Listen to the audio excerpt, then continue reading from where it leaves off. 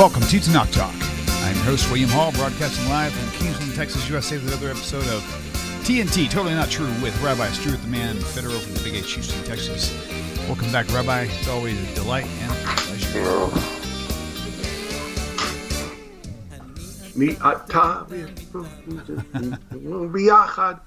All right. Michael Arlen, welcome, my friend.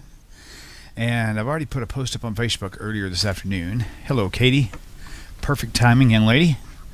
And then let's see what else we got here. I'm going to make sure that I've got that added there once again so everybody knows. And yep, people are commenting on the Facebook post, so they'll be tuning in shortly.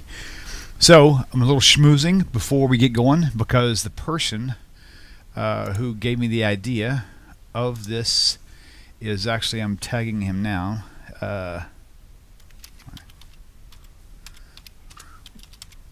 Well, before he's on, you were portraying him as being nicer than he was in what you sent me. Oh, really? Yep. Okay. But you are a nice guy to begin with, so... Well, you are a nice guy, too, for saying that. Thank you. Yeah. Live now. Okay, cool. There we go. All right, I just tagged him on Facebook now. I probably should put the link there. I don't know how to copy a link while it's live, though, so he's just going to have to find it. No, you may have to, yeah. Is there a way? There should be a way. Maybe it's in the edit. Oh, yeah, I think I just figured it out. Hang on. I said I did. I do not see a copy link while it's actually live. You may have to go to the URL above where it says youtube.com/. The problem is it's actually got a live streaming link as the issue. I didn't know. Then you just have to wait till see it when it's over. That's all. That's true. That's true. You know, I'm going to try something real fast. I'm going to try to copy part of that URL and see if that will take copy. If this works, that'll be great. I will have learned a new trick. One sec. Oh, thank you, Devin Coates. You are amazing.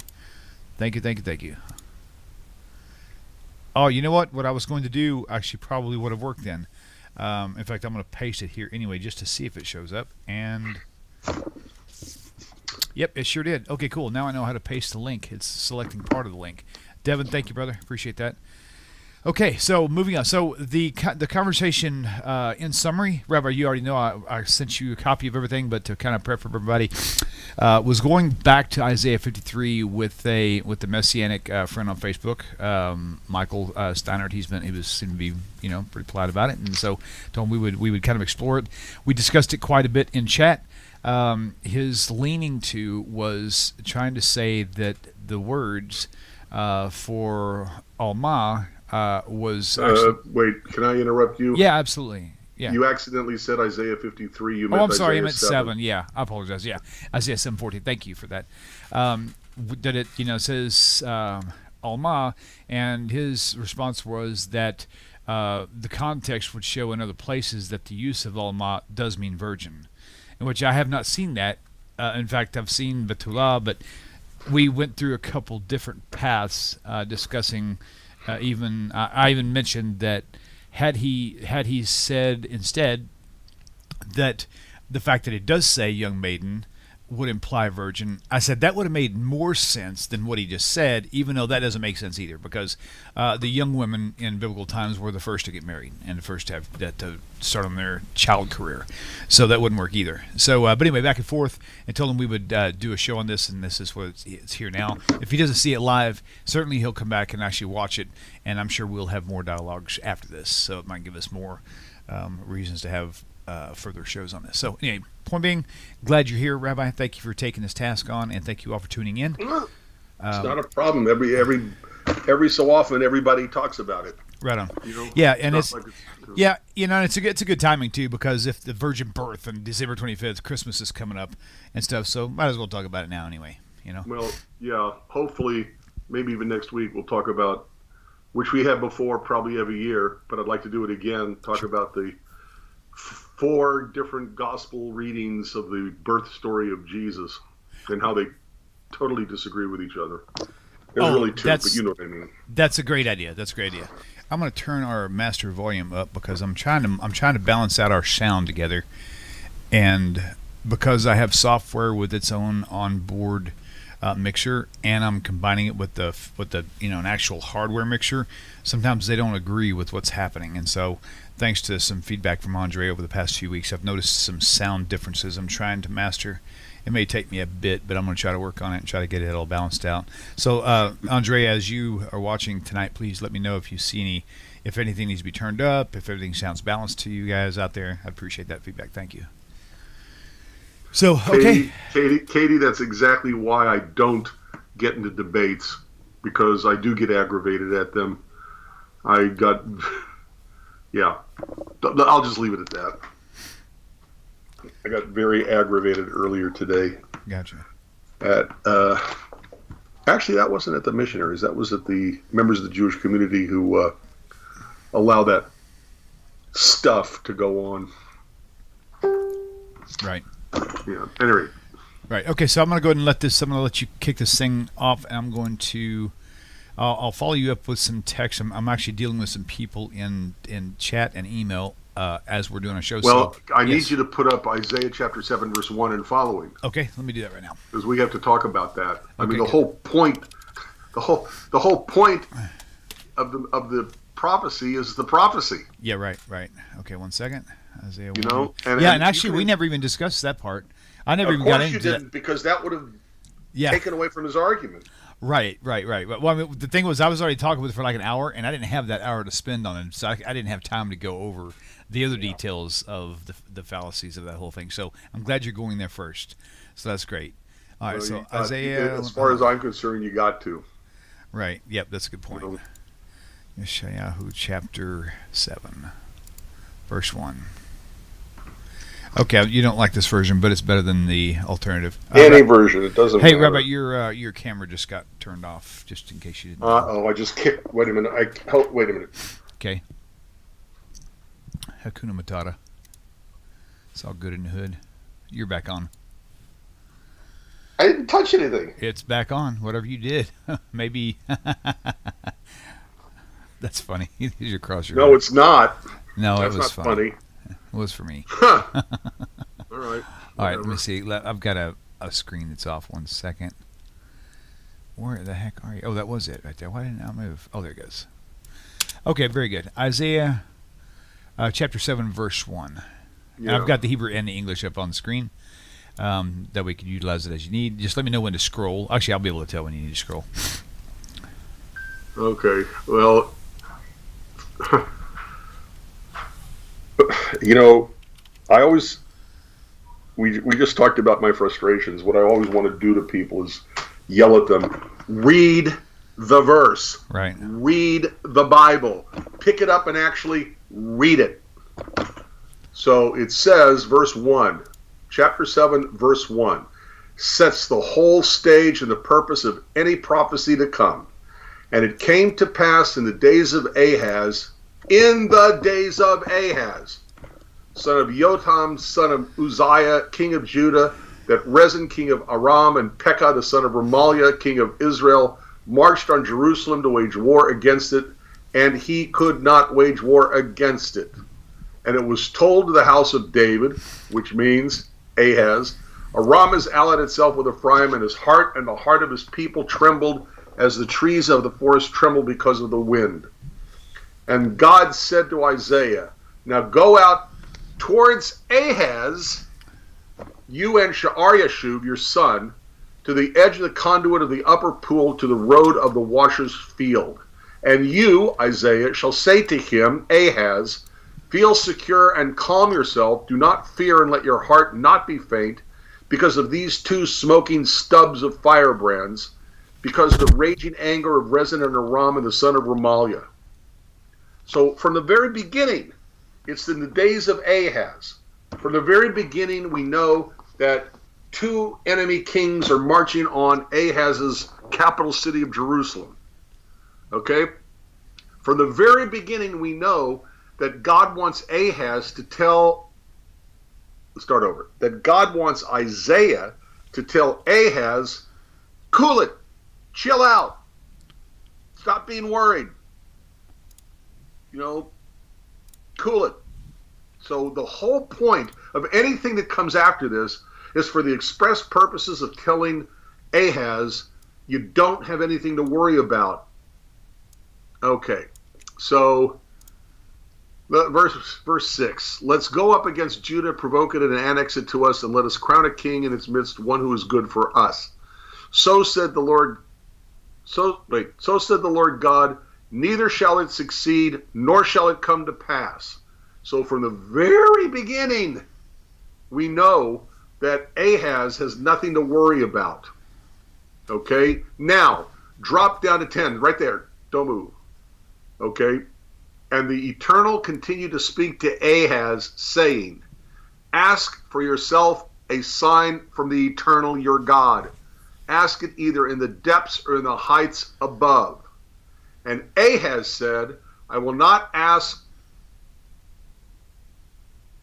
Wait a minute. Right there. I will not ask, and I will not test the Lord. So what's going on here? God wants through Isaiah to give Ahaz a sign. So Ahaz will see the sign, and he will say, from now on, I know I've got nothing to worry about. And we're going to talk about signs in a minute.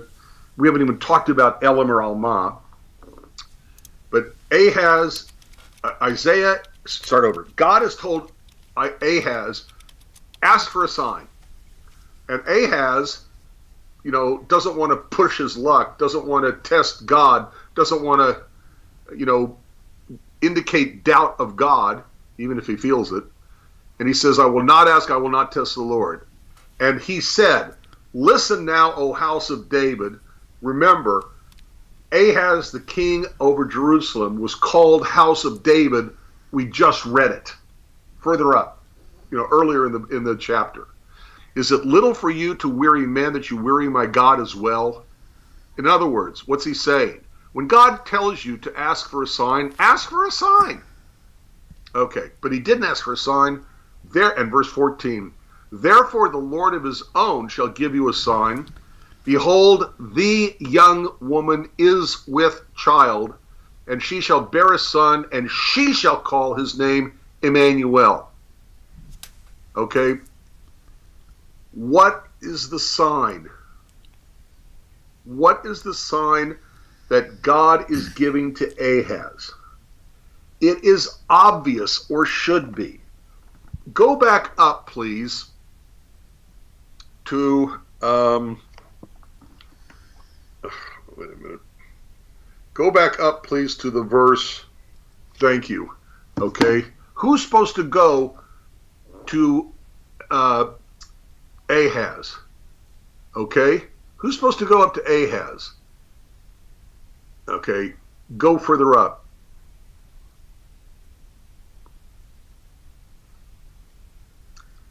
Hello. Okay, here it is. Sorry. All right, Multitasking. Go further up. Okay. I'm at verse And 1. it says, I'm at verse 1. Right. Okay. I think verse And it 3 says, or verse 4. it's verse 3. Okay. And God said to Isaiah, now go out to Ahaz, you and Sha'ar Yashuv, your son. Why does Isaiah have a son with a weird name like Sha'ar Yashuv? Sha'ar is the remnant, Yashuv return. The meaning of his name is a remnant shall return. Nice. So we already have the precedent that a child of Isaiah is going to be given a name where the name has a purpose. Now go back down to 14.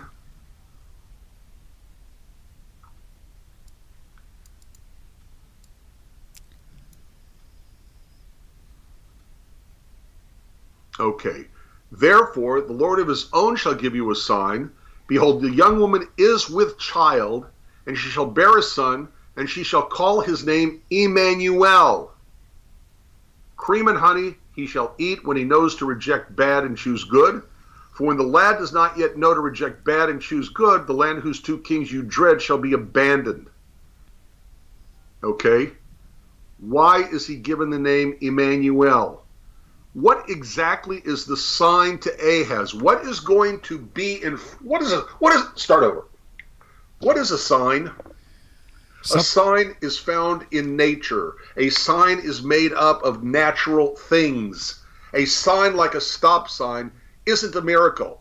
It is metal and paint. A stop sign is a sign. It is metal and paint. It's made of natural material, okay? Wielded by a sign maker and painted by a painter, okay? It doesn't have to be a miracle. It doesn't have to be miraculous. If he said, I'll give you a miracle, he'd give a miracle. He didn't say miracle. He said sign. The child himself is the sign. Just like Sha'ar Yashuv before was a sign, a statement, a bold statement that a remnant shall return. And the key is that a sign is something that everyone can see. Exactly. Everybody sees it. You can't see see information. You can't see a virgin birth. You can see a baby growing. You can't see a virgin. That's not falsifiable. Especially back then. And we'll get to this. Okay. I mean, it's just the whole Christian thing is just so ridiculous. It is never ceases to amaze me. Okay. Cheers. Why is the name Immanuel significant? Because names in Hebrew are given to human l'chaim. Names in Hebrew are given to human beings, but some of those names say something about God. It doesn't mean the person giving the name is God. It means the person has a name where the name says something about God. So, for example, Elihu, Elihu, Aleph Lamed Yud Hey Vav. Okay? If you translate it literally, Eli, my God, is who? Him. He is my God. My God is he. It doesn't say the person with the name Elihu is God. It's a statement that the person's God is God. Okay? Michael, Michael, Michael. Me, who, k, like, el, God. Who is like God? Notice you have to add the word is to make it a sentence in Hebrew. In the New Testament, when they say Imanu, which being translated means God with us, is trying to make it look like the person with that name is God with us. But they forget that Hebrew doesn't work that way. You have to add the word is. For example, I can say ani po. Literally, it means I hear. Except we don't speak that way. When you translate it in English, you have to use the word is, the helping word, conjugation of the verb to be. You say, I am here. So, just like with Immanuel, you have to say, with us is God. It doesn't mean the person who's called Immanuel is God. It means that the person called Immanuel, his name says something about God, namely, God is with us. He's on our side. He's not on our enemy's side. He's on our side.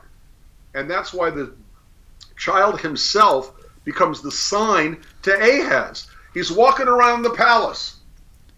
He sees the kid. He says, that kid's name is Immanuel. Oh, I know. God is with me. God is with us. God is with the people of Jerusalem. That's what makes him a sign. A sign isn't a miracle. You can't prove the miracle of a virgin birth. Okay, we'll get to that in a minute. Right. Okay. And when what's the first line of Isaiah 7? In the days of Ahaz, what good does it do Ahaz to be told that 700, give or take, years later, there's going to be a kid who will be born? It doesn't matter, virgin or not the issue. What good does, if I'm going to say, to a family,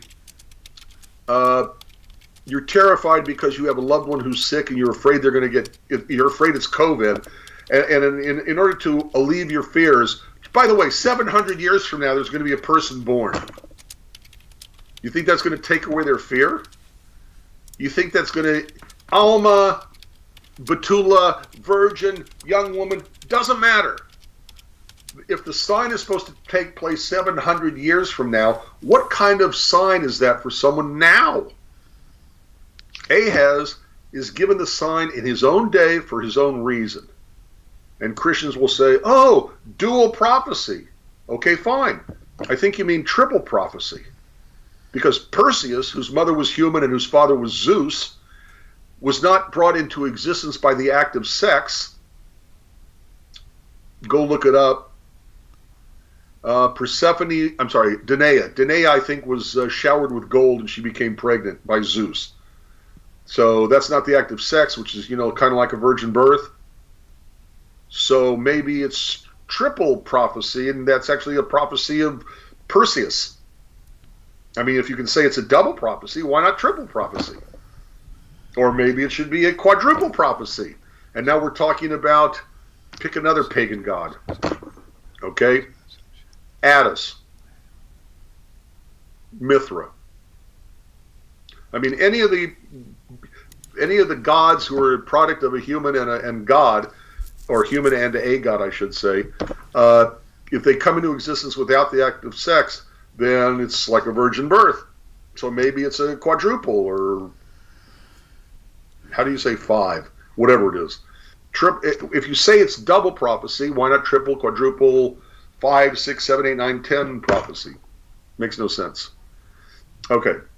So the point I'm making is that the whole prophecy centers on one thing: making Ahaz stop worrying about the 2 enemy kings that have him worried.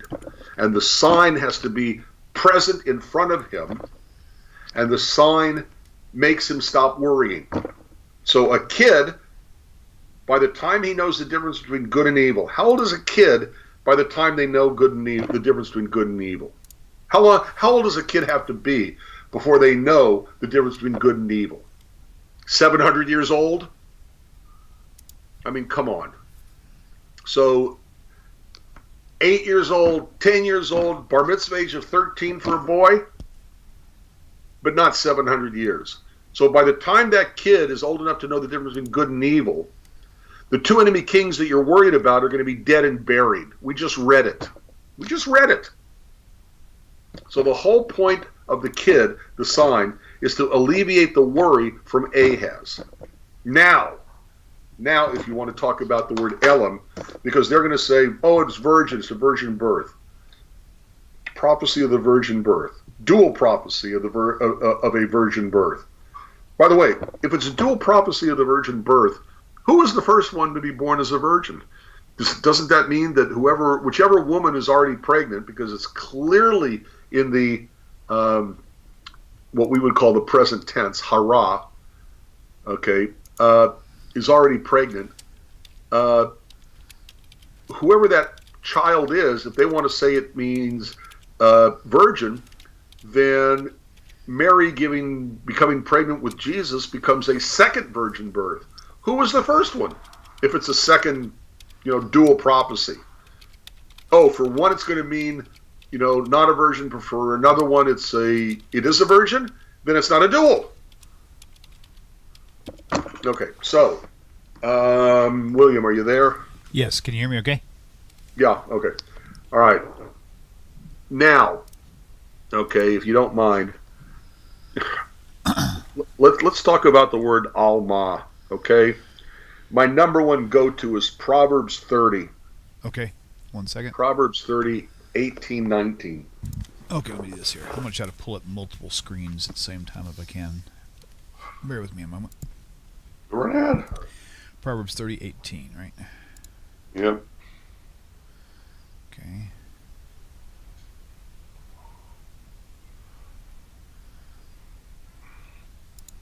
Come on. There we go. Starting to load up now. Here we go. Proverbs 30. Oh, good Lord. Come on. All right. 30 verse 18, you said? Yeah. Okay. All right. Proverbs 30, 18. And yeah. There are now 3 things that are when I was a kid, concealed for me? No. I'm sorry, what? Is it the one that says there are 3 things that are concealed? Yep. Okay, good. Just a second. Okay. And let me pull it up. What was the Go other ahead. one? What? The other one would be what? The other what would be what? You said that there were several verses, right? Several places. Well, yeah, but if you want to, we can look at them, but it's going to be the same basic effect. No, it's okay. I can do it one at a time. That's fine. All right, so Proverbs 30, verse 18, 19. Okay, when I was a kid and I read this, I thought this was so incredibly romantic. There are 3 things which are too wonderful for me, 4 which I will never comprehend. The way of an eagle in the air, the way of a serpent upon a rock, the way of a ship in the midst of the sea, and the way of a man with a maid. With the young woman. Oh, yeah. Oh, sounds so romantic. Until you figure out what it's really saying. Right. It sounds something like you're christening your marriage night. That's what it sounds to me like. That's exactly what it's about. It's about sex. And the Hebrew word is... But it's more important than that for our purposes. Because it says Ba'almah. Yeah, what? It says Ba'almah, so it's referring to a sexually active woman as an Almah. No, but take a deeper look at the context. Okay. There are 3 things that are concealed from me, 4 that I do not know. The way of an eagle in the heavens. The eagle makes a path through the sky. Once the eagle has gone through the path, do you have any record of where the eagle flew? Right. Oh, that's really interesting. How about that? The way of a serpent on look at that. That is so cool. I've never seen that before. That is the way legit. of a serpent on a rock. It doesn't say in the sand. Right. Okay, it's on a rock. When a serpent has moved, slithered across a rock, do you know what path exactly the serpent took across the rock? You don't know where it was. Right. It's too concealed from me. Okay? The way of a ship in the heart of the sea. Once the wake behind the ship dissipates, you don't know where the ship was. Right. There's no footprint. No, that's the point. That's exactly the point. And the way of a man with a young woman, once they've had sexual intercourse, if she is not a virgin, right, then you have no idea he was there, because there's no change in her physicality. There's only a change if she was a virgin. And that's the point. These things are concealed, and a sign is not concealed. A sign is public. It's blatant and public and obvious. That is beautiful. And so what this is saying is that the young woman can't be a virgin, or else it would deny the whole 2 verses. That's insanely awesome. Wow. And yet, the word they use for young woman is intentionally not a virgin. Right. Because it says Almah. Right. Beautiful. I mean, and by the way, take a look at the next line. Okay. It's continuing the concept. So is the way of an adulterous woman. Oh, yeah. She eats and wipes her mouth and she says, I've committed no sin. Because there's no proof. Right. Because she's an adulterous woman, she can't be a virgin. Right. So it's likening the adulterous woman who has sex but then hides everything to the young woman.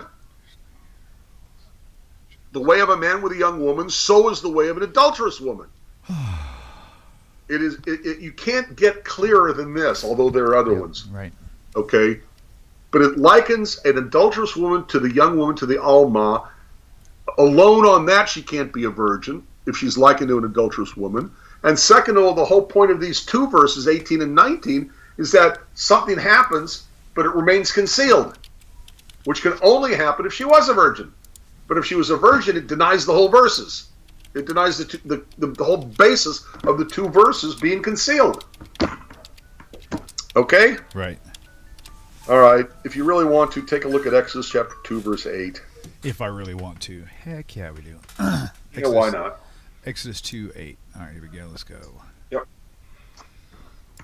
Okay. And the question is, if we change the word, okay, from young woman to virgin, what happens with the sentence, with the verse? 2:8. 1 second. Hang on. Yeah. Chapter 2, verse 8. Pharaoh's daughter said, "Go." The girl went and called the child's mother. Okay. Let's see. Go. So the girl went and called the child's mother. The girl. What Oh my girl? gosh. Oh my gosh. Okay. That is really good right there. Yeah, but Almah. no. She's got to be a virgin. Whoa, Pharaoh's that is so daughters- cool. Pharaoh's daughter said to her, Nice. "Go." So the virgin went and called the child's mother. That is beautiful. Why does it have to be a virgin? Hey, Why Rabbi, does- can you do me a what favor? Do you have notes on all the verses you brought up tonight? Because if you do, I'd like to have a copy of those, if you don't mind. Yeah, not, sure. not right this second, but I mean just maybe after the show sometime, maybe this week. Just send me a copy of these cross-references. All right. Okay. Yeah, that's great. Okay, but you understand the point here. The Christians keep screaming about Isaiah 7:14. Got to be virgin. Got to be virgin. Right. Well, if the word Almah has to be virgin there, then doesn't it have to be a virgin here It needs to be a virgin everywhere. and everywhere? And it isn't. Right. Because there's nothing significant about being a virgin and so the virgin went and called. Well, I got news for you. The same thing is also true for the Isaiah 7:14. Right. It's not a miracle of a woman getting pregnant without sex.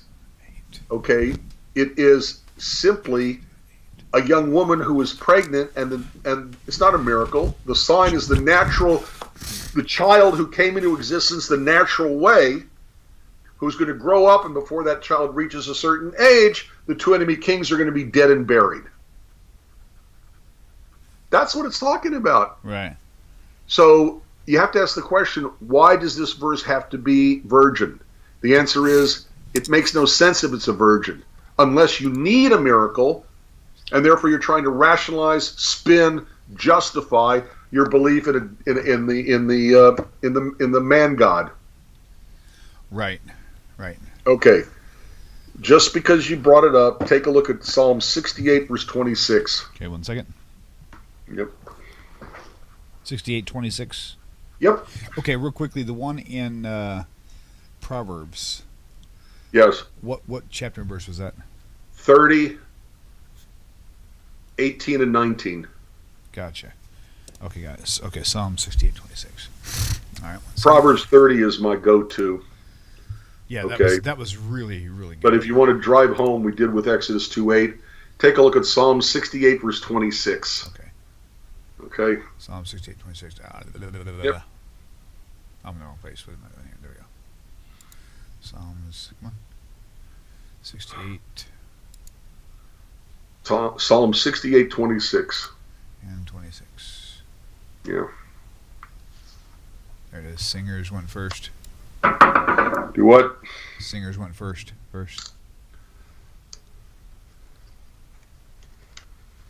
Okay. All right. Singers. I can't even read it without my glasses. I'm getting old, William. Okay. Singers went first, minstrels afterwards, in the midst of maidens playing timbrels. Oh, no. They can't be maidens. They have to be virgins. Okay, so wait a minute. That to me doesn't. It wouldn't matter even what I'm, unless the context before or after suggests that it's talking about That's the point. married women. That's my point. There's no context in Isaiah 7 that demands that person be a virgin who gives birth. Gotcha. They're only making it to be a virgin because they have to validate, give substance to, spin, whatever word you want to use it, to make it sound like Jesus. Right. 700 years later. So realistically, and then you have to have the concept of dual prophecy, all of which we've already discussed. So Isaiah 7:14, Almah, and Psalms here that you just. Oh, pointed that's out. another thing that we should have said. Okay. Okay. Real quickly. So between the two, this would be kind of in line with Isaiah because it doesn't really show one way or the other. However, Exodus and Proverbs does. It's clearly pointing out these are, people who have kids or they're sexually active and they're still called Almah. So, but here you're saying because it doesn't say either way, they kind of land in the same category. It's the same thing. Okay, gotcha. Okay, Right. it doesn't. What is in the context that demands it be a virgin? The answer is there's nothing in the context that demands it be a virgin, except in the minds of Christians. Right, and to clarify, there's nothing in Isaiah 7 that demands that the child be born of a virgin, except in the minds of believing Christians. So to clarify, the conversation I had with this, I think it's Michael Steinert, I think is the name on Facebook. his point was that you have to trust the context, which we've just clarified is not the case with what the statement was, that other places where it says Almah does specifically say virgin. So far, none of it points to virgin. Most of it's pointing to sexually active women. Wait a minute. Even if you say they're not sexually active, their sexual activities irrelevant to the verse. Well, unless you have a virgin birth. Look at verse 26 because you still got it up. Okay. Singers went first, minstrels afterwards, in the midst of maidens playing timbrels. There is nothing that demands those maidens be virgins. There's nothing that makes us understand the word Almah, or in this case, Alamot, to be virgins. Right, I wasn't talking about this verse. I was talking about in Exodus and in Proverbs, where it's just talking about the Almah. It said to the mother. Oh, yeah. There it demands them not That's what I'm talking about. And yet it still uses the word Almah. Right. Okay. All right. And it is also necessary to see the following. Go to 1 Samuel 17:56. Okay. I'm kind of keeping these open. 1 Samuel 17:56. Okay. 1 Samuel 17:56. All right, there we go. And King said, Samuel 17:56. The youth is. Okay, got it.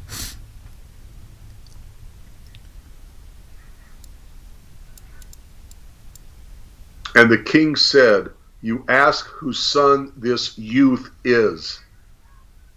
Okay? Take a look at what it says. The last word in the Hebrew, ha-elem. Exactly. Right. Exactly comparable to ha-almah, the young woman. Right. So how come it doesn't say virgin here, only for a male? And the king said, "You ask whose son this virgin is." Okay, I'm not following your. I mean, If you do it for the female, why shouldn't you also have to do it for the male? Right. Yeah. Elem is the masculine form of Almah. Right. Is there anything? Elem, Almah. I haven't read this. Is there anything in in these couple paragraphs that would suggest that he's not a virgin? Wait, you're talking about 1 Samuel 17? Yeah, 56. Yeah. No. The whole thing is that his virginity is irrelevant. Right. Just like in Almah, his virginity is irrelevant. Gotcha. If they wanted to make an issue of his being a virgin, they would have said Batulah, or the masculine Batul or Batol. I'd have to think about it. So let me address my this. My grammar is very rusty. Okay, Rabbi, let me ask you the specific question, because I know this is what the guy's thinking, or at least I would be thinking this. So, is there any scenario in the Tanakh where Almah specifically is talking about a virgin? None that I know of, because if it wanted to make sure it was talking about a virgin, it would have used the word for virgin. That's what I thought. Right. Batulah. Right. I had 3 full semesters, a year and a half, of nothing but biblical Hebrew grammar. And now I can't remember it as well as I used to. Boy, I used to be really sharp, but whatever. The point is that the word ha-elem.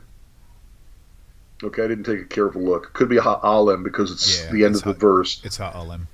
Right, because it's so pasuk. It's the end of the verse. The point is that why shouldn't you therefore translate that as the virgin, except it's talking about a male?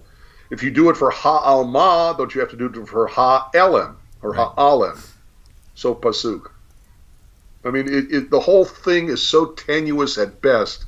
It's building a building on sand, shifting sands. Right. So, okay.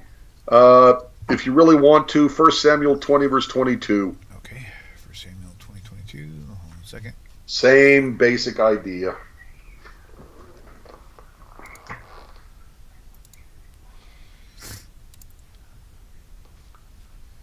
Okay, 2022, we are up. Okay, so 1 Samuel 20:22, same thing. I forgot to switch screens. Okay. But if I say thus to the youth, behold, the arrows are beyond you. Okay. And it's clearly, okay, David and Jonathan, and they're preparing their little thing. Okay. But if I say thus to the youth, Elem, yeah. Behold, the arrows are beyond you. Go, for the Lord has sent you away. So the word is Elem. You got it. Thank you. Now. Okay. So why doesn't it translate as virgin? Right. But if I say this way to the virgin, what in the verse requires that Elem to be a virgin? There's nothing in there. Right. Now I have a question for you. Yes. So at this point in David's life, wasn't he already older? Because he was fighting military, he was running from Saul over and over again, right? But I wouldn't put him that old. I'd put him like in his 20s. Okay. I have no idea what the Bible says. Well, I'm thinking about the context of when he received Saul's daughter. This was before. No, this was after that Saul gave him his daughter as wife, right? Kyle? I don't think so. I thought it was before, but it might have been. If it was, I don't remember. That's okay. My thought was that if this did happen afterwards. Yeah, but clearly... And they were both roughly the same age. Surely this guy is not a virgin anyway, especially living in a secular household with the king's son. But the point is that even if he was a virgin, it's irrelevant to the verse. Right, but it still says... Just like in Isaiah 7:14, her being a virgin is irrelevant to the verse. Right, I feel you. Because she doesn't have to be a virgin in order to give birth. That's not the sign. Right. The sign is the kid, the product of not being a virgin. Okay. Very good. Okay. All right. Now let's go the other direction. All right. Take a look at Leviticus 21, verse 14. Okay.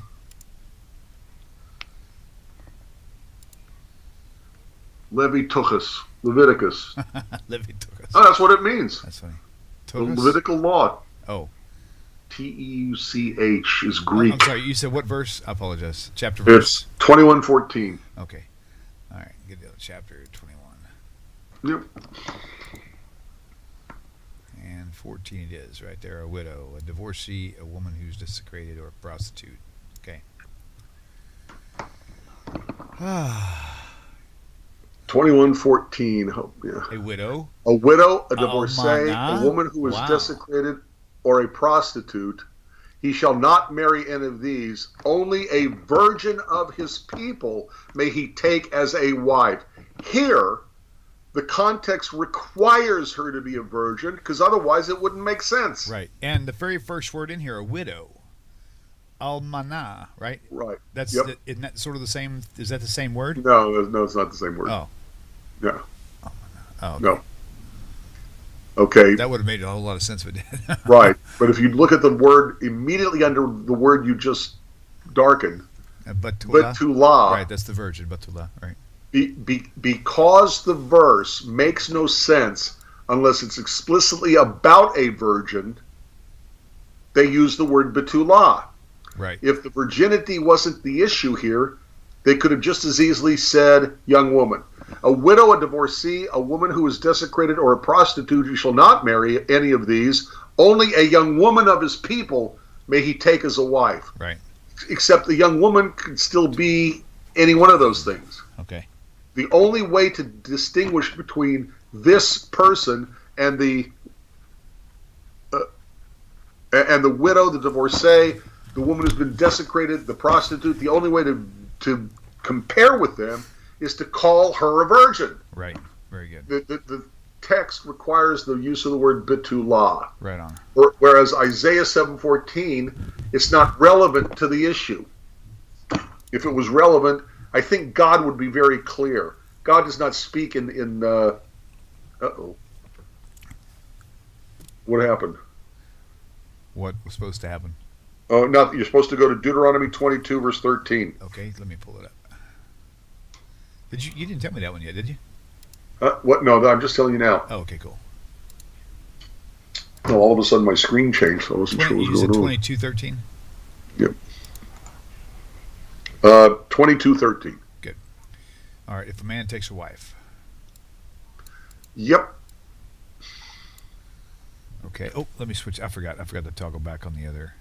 Deuteronomy 22:13 and following. All right, 1 second. I gotta switch this screen overlay so everybody can see it. All right. If a man takes a wife. Okay. If a man takes a wife, is intimate with her, and despises her, and he makes libelous charges against her, and gives her a bad name, saying, I took this woman when I came to her, I did not find any evidence of virginity for her. Again, because the context demands her to be a virgin, it wouldn't make sense otherwise. Then it therefore uses the word betulah, or in this case, betulim, the plural. Wow. Okay. Yeah, I think it says betulah. Betulim. Betulim. Okay, state of being a virgin. Okay, I'm gonna write that down too. All right. 1 second. Don't go anywhere just yet. And this was So again, and again, and again, and again, and again. That was If the sentence meant to say virgin, it would have used betulah. Because it used the word Almah, then virginity and her sexual state was irrelevant. Got it. Okay. Okay? Nice. Okay. That's basically it. Elem means young man. Almah means young woman. The two words have no reference to her sexual state of being because it doesn't pertain to anything in the context in which those words are found. Right. The Bible is clear. Anytime her sexual status is the whole issue, then it uses the word betulah for a virgin. Okay, let's spend the remaining time going over what the sign actually is. The sign where the kid will be 13 years old, or like he'll be at a certain age. Even if you said he's going to be, even if you say he's 21, okay, the age you're supposed to be able to drink or something. Right. Or 18, let's say, to vote. The point is, he's not 700 years old. Right. Some point in the lifetime of Ahaz, right, okay, the kid gets old enough to know the difference between good and evil, and by the time he knows the difference between good and evil, the two enemy kings, which is the whole point of the sign, are going to be dead and buried. They're gone. They're dead. Right. The point is, don't worry about him anymore. It was a very time-sensitive prophecy, limited Exactly. to less than 13, 15 years at the most. And actually, I think it was more like 7 or 8.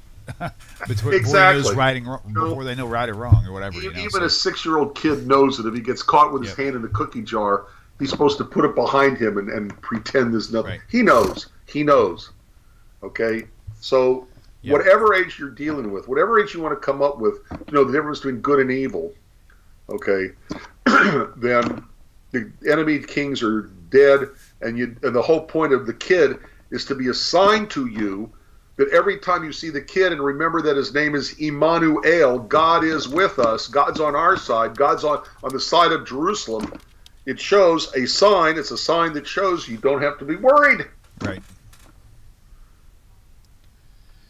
And anything else is just pure, I don't know what you'd call it.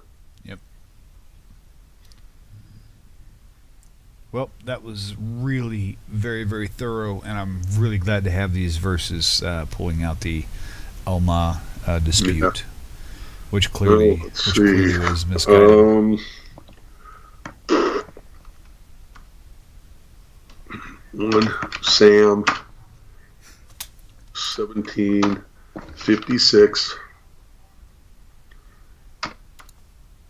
20:22. Almah is Exodus 2. Are you sending me the links or something? I'm putting it in the chat. Oh, nice. Very good. Psalmy, people appreciate that. 68, 26. Okay. Oh, I forgot one. Wait a minute.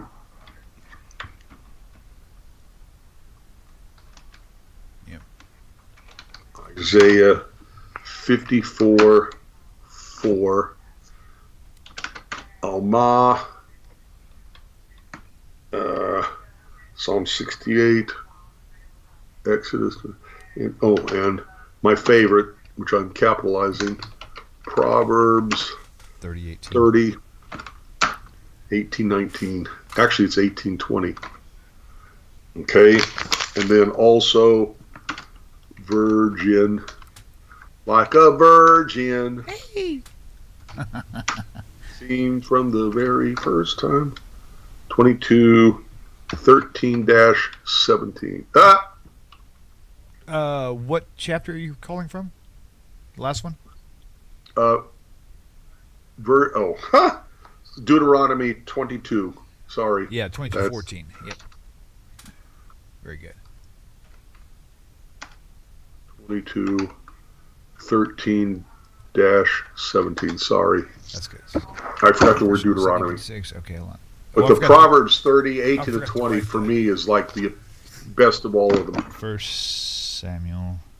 I forgot to write the First Samuel one down. 1756. 1 Samuel 1756. 1 Samuel 20 verse 22. There are two from 1 Samuel. Okay, got it. Both using the word Elam. Okay. And then Isaiah 54:4. And then for Almah, there are two verses that I use.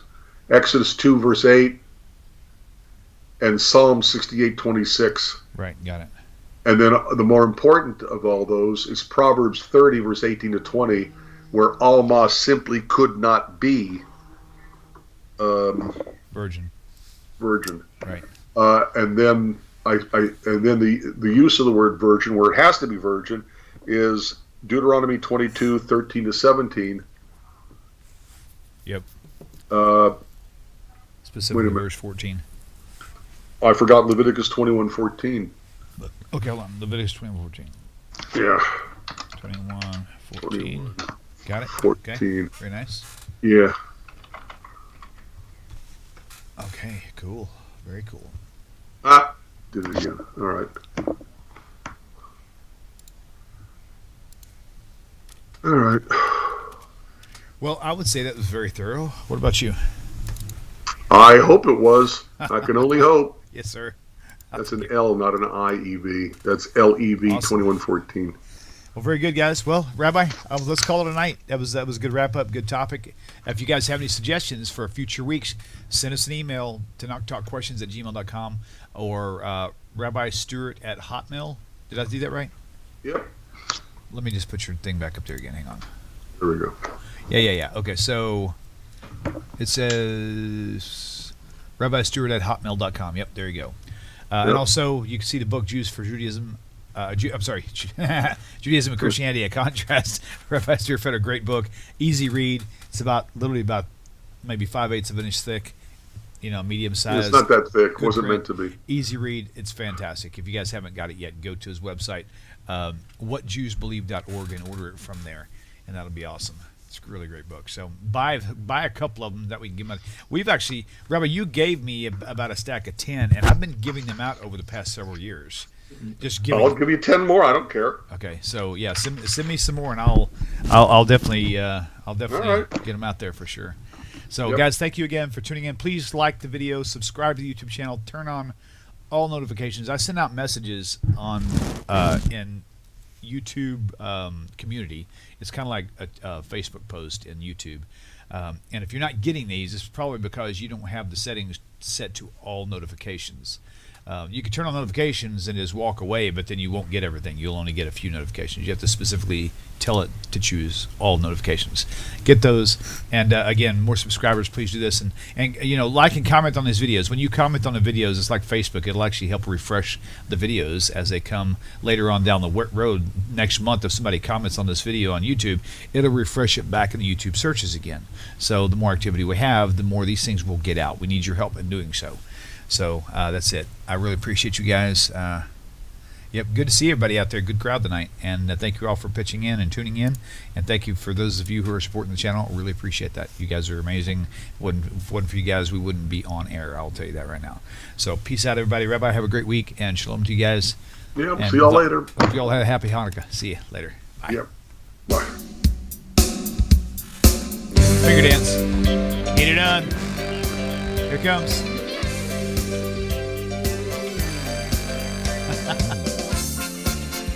That's the only way to do it, bro. Take care, everybody. Shalom, shalom.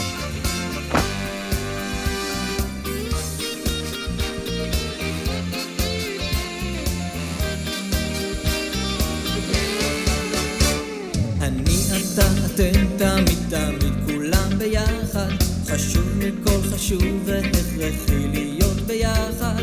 איפוק זו העוצמה, ויתור זו הגדולה, השאיפה והכמיהה